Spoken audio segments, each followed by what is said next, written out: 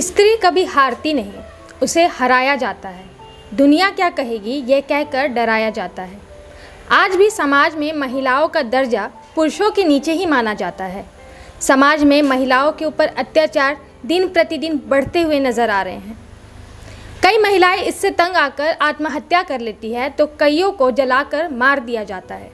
लेकिन बॉबी महतो उनमें से एक ऐसी महिला है जो अपने ऊपर हो रहे अत्याचार के खिलाफ जंग की लड़ाई लड़ी और साथ ही आज उन्होंने समाज में एक नई पहचान बनाई।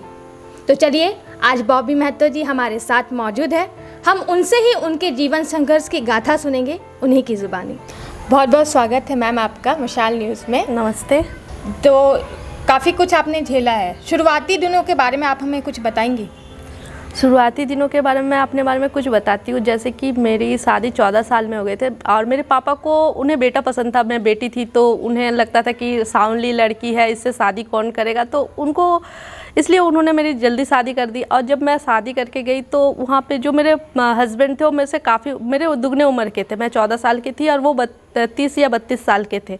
तो मेरे को शादी का मतलब कुछ नहीं पता था। जैसे कि मुझे वहाँ पे शारीरिक और मानसिक तकलीफ़ का काफ़ी शिकार हुई। और मुझे जैसे कि मेरे छोटे बच्चे थे, 1 साल का जो लड़का था उसको ले लेके मैं रात भर खेतों में, कभी घर के कोने में छुपा करती थी। जब मेरा दूसरा बच्चा हुआ वो लगभग 1 वर्ष का हुआ तो काफ़ी हो गया ये सब कुछ, अब मेरे से बर्दाश्त नहीं हुआ। तो मैंने डिसाइड किया या तो भाग जाऊँगी या ये दोनों को लेकर कहीं चली जाऊँगी। तो मेरे चाचा ने कहा कोई बात नहीं, चलो मेरे साथ मेरे घर में रहना।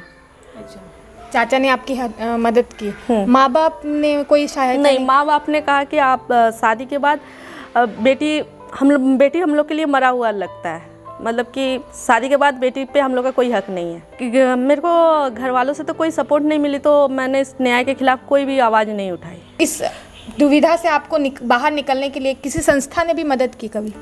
हाँ, पहले तो मैं यूनिसेफ से ऑब्जर्वेशन होम में 3 साल तक काम की, उसके बाद चेसायर होम में 1 साल तक काम की, उसके बाद टेल्को ग्राम विकास से मैं लगभग 4 वर्ष सिलाई सिखाई, उसके बाद पीपल फॉर चेंज से अभी भी जुड़ी हुई हूँ। शुरुआती जीवन में तो जब आप फैमिली से अलग हुई होंगी तो काफ़ी कुछ आपको झेलना पड़ा होगा, तो उस समय आप कैसे सर्वाइव करती थी?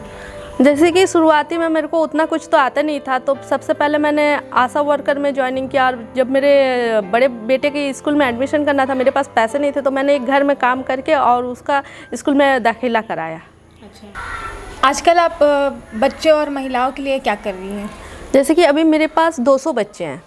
जैसे एक क्लास में 100 बच्चे और एक क्लास में 100 बच्चे। ये 8 से लेके 10 बजे तक की हम लोग की पहला बैच होती है। दूसरा बैच जो होती है 11 बजे से 1 बजे तक की होती है। उसके बाद जो है महिलाओं की जो बैच होती है वो 2 बजे से लेके 5 बजे तक होती है। सिलाई के लिए? सिलाई, कढ़ाई, मतलब जो उन लोग करना चाहती है। अच्छा, सैनिटरी पैड को भी लेकर आप एक अभियान चलाती हैं? जी, उसमें मेरे साथ लगभग 5000 महिला जुड़ी है, जो अगल बगल तेतला पंचायत से लेकर और एक खरपाल पंचायत, 2 पंचायत से जुड़े हुए, जिसमें से 5000 महिलाएं हैं। और उनको मैं जैसे कि सैनिटरी पैड जो है किस तरह से यूज़ करना है उसके बारे में बताती हूँ। जैसे कि महामारी के लेके हमारे देश में काफ़ी सारी कुप्रथा है, तो उसके बारे में हम उनको जानकारी देते हैं कि जैसे कि महामारी में उन लोग कहते हैं कि गाछ को नहीं छूना है, पेड़ पौधे को नहीं छूना है, तो क्यों नहीं किचन में नहीं जाना, मंदिर में नहीं जाना। उस वक्त हम मंदिर में जा सकते हैं जब हमारा शरीर सही रहता है। जब हम शरीर से हम कुछ तकलीफ तो उस वक्त क्या भगवान हमसे नाराज हो जाएंगे? ऐसा तो नहीं है ना। तो इस बारे में जो अंधविश्वास है उनको दूर करने का कोशिश करता है। जैसे कि बहुत सारी ऐसी महिलाएं हैं, उनको बोला जाता है कि आप बेड में मत सो, ज़मीन पे सो।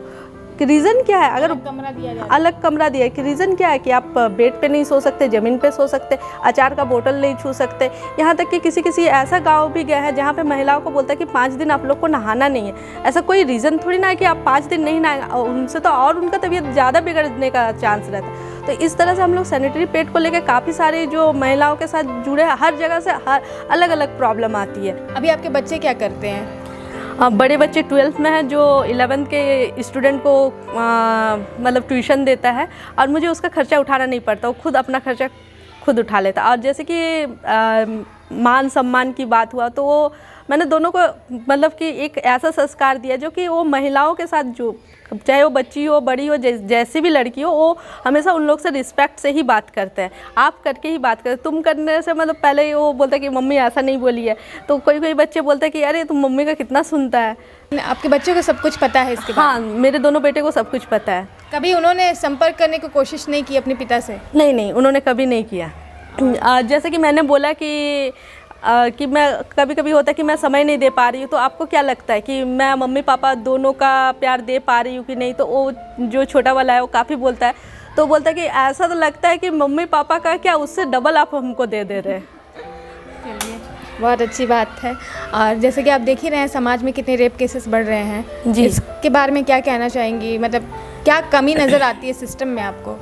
जैसे कि समाज में इतने सारे रेप केसेस बढ़ रही है, तो इसके लिए मैं सोचती हूँ सरकार से मेरा यही एक दरख्वास्त है कि वो जो रेपिस्ट है उनको 6 महीने से 3 महीने के अंदर उनको सज़ा मिला। जो इस पीड़ा से ग्रस्त है उस महिलाओं को मतलब न्याय मिले, और जो उनको इतना कड़ी से कड़ी सजा दे ताकि जो दूसरे लोग हैं उनको करने से पहले एक बार सोचना पड़े। बस मैं सरकार से यही अपेक्षा करना चाहती हूँ, जो इतना रेप बढ़ रहा हमारे देश में, तो उसका मतलब ये करे, मतलब सिस्टम पे थोड़ा सा जोर दे, सिस्टम को थोड़ा और बेहतर बनाए ताकि रेप केसेस जो है वो रुके। हाँ, ताकि नए जो कचहरी बने, जो जज हो उसके लिए मतलब कि वो अलग स्पेशल बने, मतलब उसी एक ही कोर्ट में नहीं, अलग कोर्ट बने, अलग जज बने। महिलाओं के लिए कुछ संदेश देना चाहेंगी? हाँ, मैं महिलाओं को कुछ संदेश देना चाहती हूँ। जैसे कि अभी तक मैंने 20,000 महिलाओं को ये अपने सिलाई कढ़ाई, और उसमें से लगभग 7,000 ऐसी महिलाएं हैं जो अपने पैर पे खड़ी है, अपना दुकान, अपना मतलब बिजनेस चला रही है। और उसमें जो 20,000 को मैंने ये किया, मतलब सब तो सक्सेस नहीं है, लेकिन कुछ ऐसे है कि जो इतनी ज़्यादा सक्सेस है, अपना सब कुछ है। और जैसे मैं 20,000 तक पहुँची, उसके लिए मैंने अपने जैसे मास्टर ट्रेनर बनाया। मैंने लगभग 20 मास्टर ट्रेनर बनाए, जिससे वो दूसरे गांव में जा कर के मतलब वो सिलाई हुआ, कढ़ाई हुआ, हैंड एम्ब्रॉयडरी हुआ, फिर वुड क्राफ्ट हुआ, जूट का काम हुआ, अगरबत्ती हुआ, ये सब का मतलब बहुत सारा चीज़ हम लोग का जो ट्रेनिंग देते हैं उस चीज़ का सारा उन लोग ट्रेनिंग देती है। और इससे जैसे मास्टर जो है, मास्टर ट्रेनर है, वो जाके एक गांव से दूसरे गांव में जाती है, फिर वहाँ से भी फिर एक मास्टर ट्रेनर बन के वो जाके फिर दूसरे गांव तक, इस तरह से करके मैं 20,000 तक महिलाओं को पहुँची।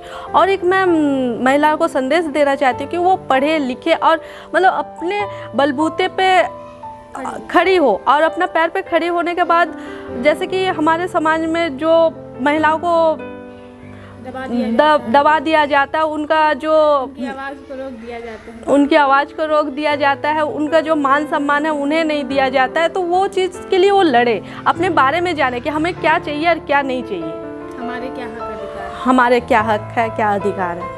बहुत अच्छा लगा आपसे मिलकर। और मशाल न्यूज़ आप जैसी महिलाओं को सैल्यूट करता है, और आप तो उन महिलाओं के लिए प्रेरणा है जो खुद को असहाय महसूस करती है।